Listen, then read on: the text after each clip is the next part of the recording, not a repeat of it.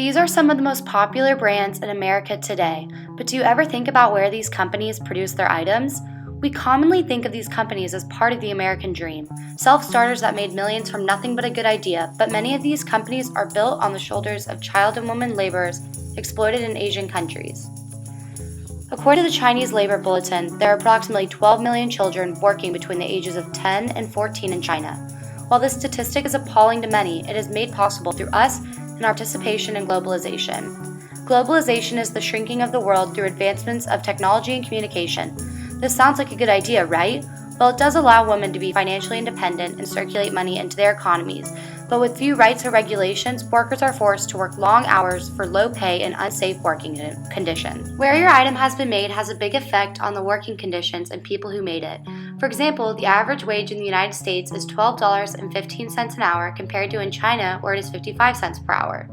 The average worker in the United States works 9 hours a day, 5 days a week compared to a 10 to 12 hours a day and 6 to 7 days a week in China. In the United States, workers have the ability to be promoted or earn more with experience. Furthermore, the chance of a workplace fatality is 355% more likely in China than in the United States. The root of these discrepancies is colonialism that dates back to the 1400s. Gap exemplifies the exploitation of Chinese laborers made possible through globalization. According to the SF Gate, workers in China get in trouble for attempting to support union efforts. These unfair business practices go unnoticed due to the government's disinterest and secrecy. Gap reports on their website that ensuring that workers' needs and grievances are addressed is especially challenging in a country that doesn't recognize workers' rights to associate freely outside of government-approved organizations. This is a disclaimer justifying their immoral and illegal actions to customs. Exploitation like this is made possible through our society's obsession with making the most money the most efficiently. Wealthy nations are taking advantage and exploiting less developed countries for cheap labor and resources.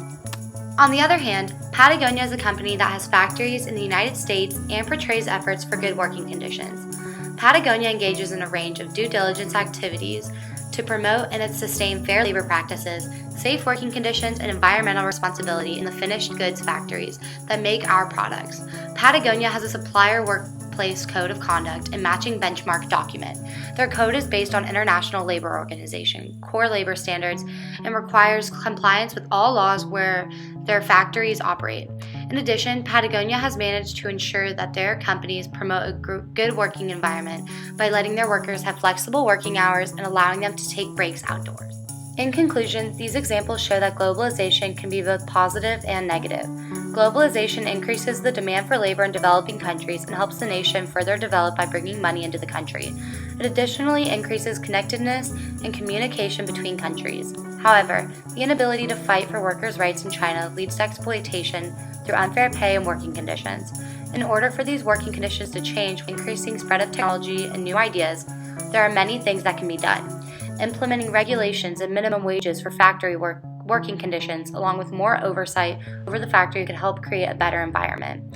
In addition, it is important to be a smart consumer and know where you are buying from so that you don't continue to encourage these standards.